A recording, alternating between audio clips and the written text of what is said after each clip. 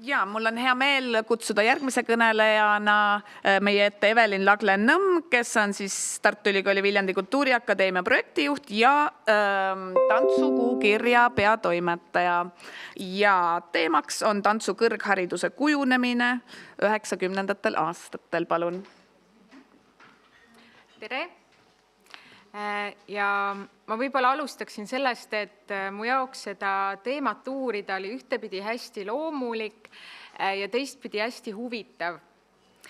Sest kui me räägime 90. kontekstist, siis niisamuti kui täna kõrghariduses me räägime ikkagi kahest koolist. 90. Viljandi Kultuurikolledž, tänane Tartu Ülikooli Viljandi Kultuuriakadeemia ja Tallinna Pedagoogikaülikool, tänane Tallinna Ülikool, kus siis tantsuharidust antakse Tallinna Ülikooli BFM-is.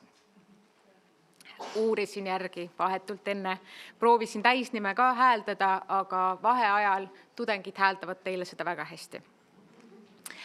Aga miks see oli väga huvitav ja oluline minu jaoks, on see, et ma olen mõlemas neist koolist tantsu ise õppinud. 2005. aastast 2009. aastani Kultuuriakadeemias ja sealt edasi magistriõppes Tallinna Ülikoolis. Ja võib-olla kui minna sinna tantsuhariduse juurde täpsemalt, siis tantsu kõrghariduse kujunemise ilu ja valu, et ma vist esimest korda seda ilu ja valu väga kuidagi huvitavalt tunnetasin, kui minu enda õppejõud Merle Saarva mingisuguses, ma arvan, et see võis olla nüüdistantsutunnis, rääkis nendest 90-ndatest ja kuidas nad ise õppisid ja kuidas nad ise ka kunstnikena tegutsesid. Ja see tundus mulle 2000-ndate kuskil seal uskumatu. Et ühtepidi see 1990-ndad oli nii lähedal ja teistpidi selle kirjeldusele järgi nii kaugel. Ja samuti, kui me hiljaaegu, ma värskendasin oma teadmisi, kõnelesin Heiliga, siis jällegi Heili tõi välja ka seda, et tollased tantsuõpilased, tantsukunstnikud ei oleks osanud tänasest olukorrast kindlasti mitte isegi unistada. Et see, kuhu ja milliste võimalusteni me täna oleme jõudnud. Aga võib-olla siis see ilu ja valu, see ühtlasi... Ma ütleks, tegelikult on see kokku kõik väga ilus, aga see on, mis nagu kuidagi väga lähedalt seostub ka selle 20-ndatega või siis esimese Eesti ajaga, sest ühest küljest väga keerulised välised olud ja seda tegelikult nii praktilises mõttes kui ka mentaalses mõttes ja sinna vastu siis tohutu entusiasm, seesmine põlemine ja ma ütleks ka veendumus. Ja võib-olla, et see väline kitsikus väga tugevalt jällegi innustas ka seda seesmist põlemist. Kahtlemata innustas ta midagi väga huvitavat välja mõtlema või leiutama või leidma. Mulle väga meeldis esimesest ettekandest see leidma ja leiutada sõnade mäng. Aga igal juhul... Kahtlemata oli see väga vägev, mida tollel ajal tehti. Ja võib-olla, et lihtsalt mõned markantsed näited, et väliselt keerulised olud siis Viljandi õppejõud tõid välja, kuidas tantsusaali tuli minna piisavalt vara, et radikas ikka sisse panna, et päris miinuskraadid ei oleks saalis. Ja samuti on näiteks Tiina Ollesk Fine Five tantsukooli puhul välja toonud, et mingi aja toimusidki treeningud kütmata ruumides. Aga ometi see tahe oli seda tantsu viljeleda oli olemas. Ja võib-olla siis mentaalses mõttes keerulised olud, sellest tegelikult rääkis juba Kai, et infot ei olnud ju saada. Et see, et mingi uus tants on, et tahe uut viisi väljenduda oli olemas, aga... ütleme, näha oli seda võimalik siis juba, kui tekkisid festivalid, kui oli võimalus väljapoole minna ja siis muidugi väga oluline Tantsuinfokeskus Eestis, millest ka Heili rääkis, kes hakkas infot vahendama. Ja tänapäeval võib-olla uskumatu, aga üks VHS kuskilt kätte saada, mida sai laenutada, see oli väga suur asi. et tundub tõesti tõenäoliselt täna uskumatu, kui klõbistad lihtsalt nime interneti sisse ja midagi sealt ikka välja võiks tulla. Aga siis uuemad suunad tantsuhariduses tekkisid pigem indiviidide põhjal ja siis väiksemate kollektiivide näol.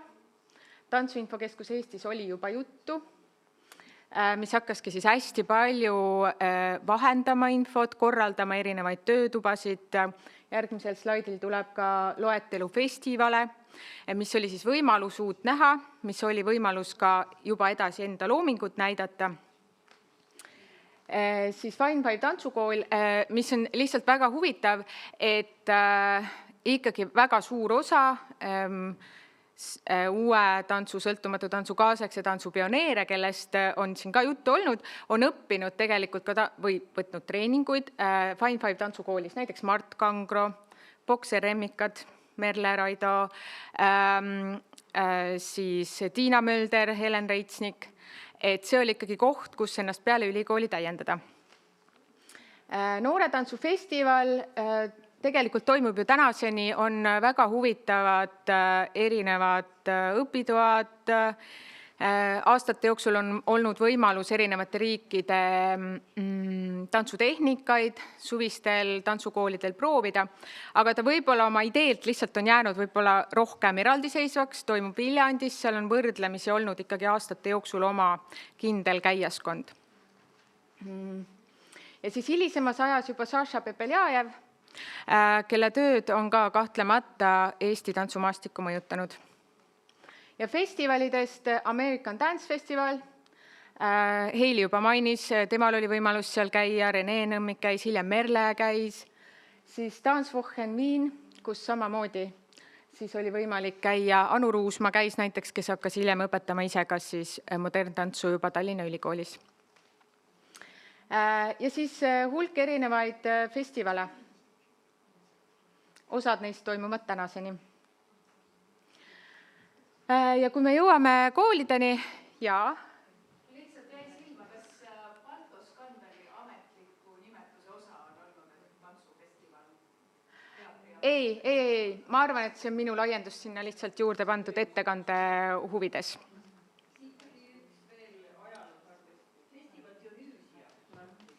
Ahah, okei. Väga huvitav. Väga huvitav. Mina ei ole seda varasemalt kuulnud, aga kahtlemata hea mõte siia juurde lisada.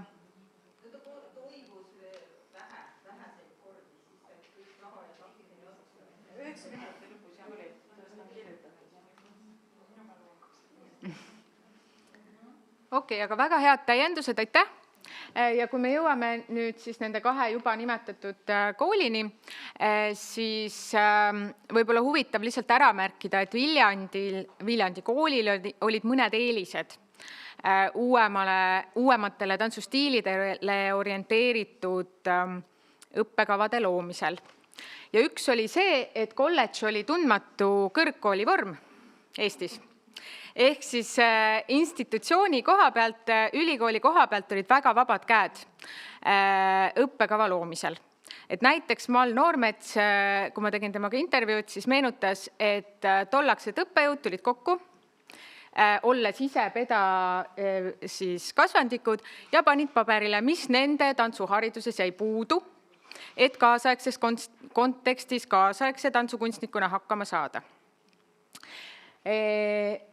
Tallinna Pedagoogikaülikoolis oli uuele suundumine pisut reserveeritum, kuna seal vedas õpet ees Mait Tagu, kes oli suur autoriteet ja kes ikkagi hästi teadis, milline see tants on, kuidas seda peab õpetama ja millised on reeglid.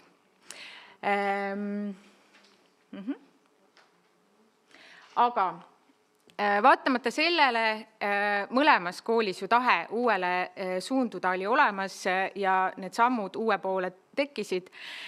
Lihtsalt kõik ei ole võib-olla nii mesine, kui tundub, et tuleme kokku, teeme sellise õppekava, nagu tahame. Kust võtta inimesed, kes oleksid võimelised seda meie unistust realiseerima. Ehk siis kava kokku pannes võib panna nimekirja ainetest, mida oleks tore õpetada, aga kust leida neile kate, mis oli alguses suureks komistuskiviks. Ehk siis tegelikult õpetama hakkasid kas või töötubade näol inimesed, kes ise käisid just seal eelolnud festivalidel, töötubades, kogesid ise mingis mahus ja hakkasid siis kohe edasi õpetama. Et see on ka minu jaoks tekkis selline link ka eile kuulduga, kui Anneliis ütles, kuidas Parts käis 1913 Saksamaal õppimas ja 1914 hakkas edasi õpetama, et see on ikkagi niisugune tunnetuslik sarnasus neil ajastutel on. Ja Merle on meenutanud, kuidas tudengid ise endale tegid tunde, et kogesid, leiutasid enda keha peal edasi ja siis õpetasid teistele seda koheselt edasi või treenisid üheskoos. Aga sellele vaatamata juba 92-93, nagu siit saab näha ka, võib leida džäss- ja moderntantsu, kontaktimprovisatsiooni, kehatöö, isegi kehateraapia, lühikursuseid. Et süstemaatilisusest on asi kindlasti väga kaugel ja kindlasti ei näe see välja selline, nagu me täna kujutame ette moderntantsu või džäss-tantsu. Pedas siis samal ajal modern- ja step-tants, plastika. Ja väga oluline tantsuklass, sellepärast, et selle raames sai kutsuda välisõppejõude. Ja Angela Arraste ja Ülle Tooming on rõhutanud, et alguses oli Maidu suhtlusvõrgustik ikkagi idabloki poole, seal olid tema tutvused ja sealt neid õppejõude kutsuti, aga ta oli avatud uuele ja ka läänele. Ja võib-olla oluline veel tantsu kompositsioon, et Viljandis olid väga vabad käed, mis puudutas kompositsiooni ja siin on tegelikult Kai tsitaat intervjuust, et oli väga palju performance'ilaadseid loomesünnitisi. Need ei olnud head, need ei olnud teadlikud performance'id, aga tänases mõistes tagasi vaadates nad nägid sellised välja. Ja Pedas oli siis laadne murrang Peda balleti pühapäevad von Krahli teatris. Ja seal oli võimalik siis tudengitel näidata enda loomingut. Sest mul on huvitav tsitaat, mul ei olnud kahjuks seal allikat taga, et varasemalt oli tudengi väljund just kui folkloorisshowdes. Aga siis süstemaatilisuse ja stabiilsuse juurde jõutakse enam-vähem 1990-ndate keskel ja see tuleneb siis suuresti kahest aspektist, et ühest küljest tekkisid õppejõud või tulid mujalt välismaalt tagasi või koolitusid nii kaugele, et suutsid süstemaatiliselt õpetada. Ja Viljandis näiteks eile kinnitatud faktina 1997 hakkas õpetama Aare Rander, džäss- ja moderntantsu, kes oli tegelikult ise õppinud Soomes ja kellel oli olemas juba ka metoodiline pagas tantsu õpetamiseks. Samuti Kai õppis Soomes ajaloolist tantsu ja Pedas hakkas 1997 õpetama Anu Ruusma moderntantsu. Sellepärast, et Mait Tagu usaldas Anut, sest Anul oli balletitaust. Ja samal ajal siis Viljandis hakkasid õpetama Merle Saarva, Raido Mägi, kes õpetamise käigus süstematiseerisid, töötasid välja enda nii stiili kui ka õpetamise viisi.